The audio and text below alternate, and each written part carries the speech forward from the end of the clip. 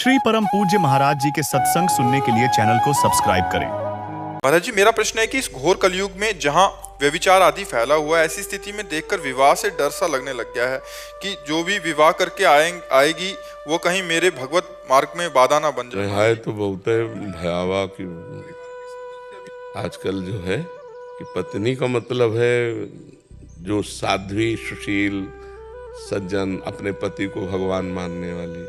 तो ब्याह है तो खतरे का मोल लेना आजकल, क्योंकि बॉयफ्रेंड गर्लफ्रेंड ये सब जो चल रहा है ना, ये बहुत विषैला चल रहा है। क्योंकि मान लो जैसे अब 2-4 लड़कों से जो मिली हुई है, वो एक पति को भगवान मानकर कैसे पूछ सकती, बड़ी समस्या है।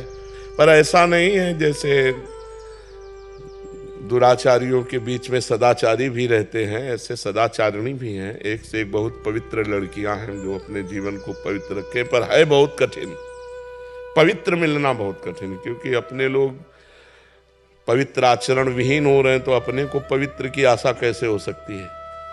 नहीं, घर वाले भी जबरदस्ती करते हैं कि करो, ये इकलौता मतलब वंश बढ़ाओ, मतलब चल। आप घर में तो संतान उत्पन्न करके वंश उत्पन्न करना, भगवान से मनाओ। जैसे करदम जी ने 10,000 वर्ष तक तपस्या की, भगवान से कहा मुझे पत्नी चाहिए, तो देवहूति जैसी पत्नी मिली। तो 10,000 ना सही तो साल भर सही साल भर कुछ अन्न कम पाओ, शंकर जी की उपासना करो, महाराज हमें पत्नी दे दो। भगवान शंकर की आराधना करो कि हमें देवी जी की आराधना करो, तो कोई हो कि सुशील सज्जन मिल जाए। बहुत कम है बहुत कम। पर भगवान ने कहीं ना कहीं, अगर ब्याह है तुम्हारे भाग्य में तो लिखा ही होगा, कहीं ना कहीं तैयार हो रही होगी वो भी आपके पानी ग्रहण के लिए।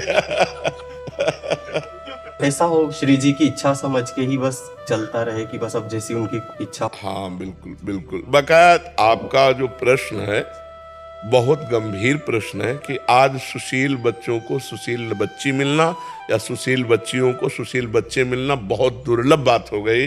क्योंकि स्कूलों में नए नए बच्चे जो थोड़ा अच्छे, वो भी मतलब भ्रष्ट मार्ग में जा रहे हैं। जैसे नशा करना, गर्लफ्रेंड बॉयफ्रेंड बनाकर व्यभिचार करना, ये सब बहुत गंदी बातें हो रही हैं हमारे देश में। पहले हमारे समय में तो था ही नहीं, गर्लफ्रेंड बॉयफ्रेंड था ही नहीं, सिस्टम ही नहीं था, गंदी भावनाएं नहीं थी। अब ये जब से मोबाइल चला ना, तब से गंदी भावना का बच्चों में सृजन हो गया, गंदी गंदी बातें। अब तो लिव इन रिलेशन भी चल गया है, वो तो और भी बुरा है महाराज जी। बिल्कुल बिल्कुल वो नहीं, ये हमारी भारतीय पद्धति नहीं। ये कलयुग का अंतिम चरण है बहुत। अभी तो प्रथम चरण है, 4,32,000 वर्ष का है, जिसमें अभी 5,000 के ऊपर हुआ है। अभी तो 32 पूरे नहीं हुए। अरे भा भ्रष्टाचारा सम संसारा धर्म सुनई नहीं काना, कलिकाल बिहाल के मनुजा ने माने को अनुजा तनुजा। ऐसा मतलब समय कलिकाल का आएगा। कहाँ से कौन से क्या क्या चरित्र हैं, अब कैसे मतलब उसकी व्याख्या कैसे करें।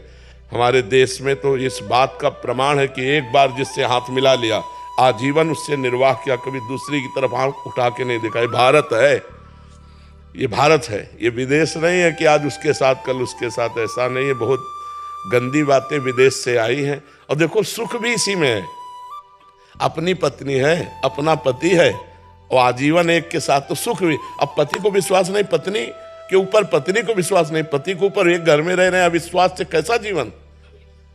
तो आज का समय बहुत विचित्र है, बहुत विचित्र है। भगवान बचावे, किसी को चरित्रवान पति मिल जाए या चरित्रवान पत्नी मिल जाए तो बड़ी कृपा समझो भगवान के। नहीं तो आजकल देखो सब चरित्रविहीन हो रहे हैं, नए नए बच्चे विशेष। तो व्यभिचार प्रवृत्ति तो मलिन प्रवृत्ति है, इसमें कैसे कहा जा सकता है कि हमारी संतान है। वर्ण संकरता फैल रही, पितरों को श्राद्ध तर्पण आदि नहीं मिलेंगे, सब तरह से अधर्म की वृद्धि हो रही है। हमें लगता है सुधार करो भाई, जो सुन रहे हो, अपने चरित्र को पवित्र रखो, अपने जीवन को महान बनाओ। ये सब गंदी बातों से कोई महान नहीं बनता है। रमेश कुमार वर्मा जी, जयपुर। श्री हरिवंश महाराज जी, गुरुदेव भगवान, आपके अब तक के जीवन काल की कठोर तपस्या की स्मरण मात्र से ही हमारी रूह काम जाती है। जब सुनते हैं आपके परिकर की युवावस्था से इस पथ पर अग्रसर हैं, जबकि हमारी तो किसी एक अंश के बराबरी भी कोई साधना नहीं है। महाराज जी, ऐसे में हम कैसे ऐसे में अग्रसर हो सकते हैं भजन मार्ग पे? इंजन में पावर होता है, डिब्बे में पावर नहीं होता। डिब्बे में कनेक्शन होता है इंजन से।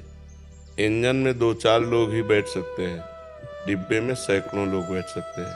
हम लोग हैं डिब्बा, इंजन है आचार्य और गुरु, कनेक्शन है बहुत जोर का। तुम हो यात्री, चुपचाप डिब्बे में बैठे हो, काहे परेशान होते हैं?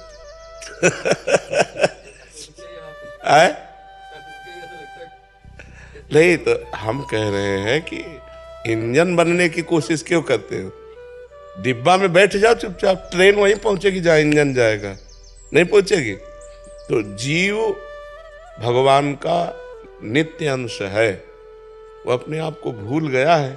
संत सदगुरुदेव उसे जागृत कर देते हैं, वो उनके वाक्य पर बैठ करके परमात्मा स्वरूप का दर्शन करता है। ध्यान मूलम गुरु मूर्ति, पूजा मूलम गुरु पदम, मंत्र मूलम गुरु वाक्यम, मोक्ष मूलम गुरु कृपा। जो हम किसी महापुरुष की साधना देखते हैं वो आपके लिए हुई है, वो आपके कल्याण के लिए हुई है। जो सब तरह से असमर्थ हैं उनको भगवान समर्थ बनाने वाले हैं, और समर्थ बनाकर असमर्थों का पालन पोषण करवाते हैं। हमको तो ऐसे रहना है, हमें थोड़ी देखना कि इंजन कहाँ से चला है, वहाँ जाके बैठना है।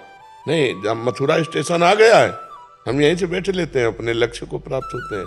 तो हमारे सामने जो महापुरुष है, संत जन है, हम उनका सानिध्य लेते हैं और उनके वचनामृत का पान करते हुए उनकी आज्ञा के अनुसार चलते हैं, तो लक्ष्य की प्राप्ति हो जाएगी।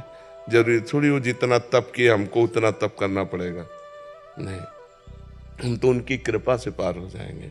बस नाम जप करते रहो, गलत आचरणों का त्याग करो और भगवान की लीला कथामृत का पान करते रहो। हर कर्म भगवान को अर्पित कर दो, भगवत प्राप्त हो जाओगे। बिल्कुल सरल उपाय है, नहीं? राधे राधे दोस्तों, कैसे आप लोग? आशा करता हूँ आप लोग स्वस्थ होंगे और आप भी महाराज जी के प्रवचन सुन उनकी आध्यात्मिक मार्ग पर चलने की कोशिश करते होंगे। दोस्तों, यह मार्ग बहुत ही दुर्लभ है, आप इस मार्ग पर चलिए और साथ में जो भी आपके आसपास हैं, माता बहन या आपके दोस्त, उनको भी आप प्रेरित करिए और आध्यात्मिक मार्ग पर लेकर चलिए, ताकि जो उन्नति है उनकी उन्नति हो सके और ये जीवन मरण के लोक से हमें मोक्ष प्राप्ति हो सके। धन्यवाद दोस्तों, राधे राधे।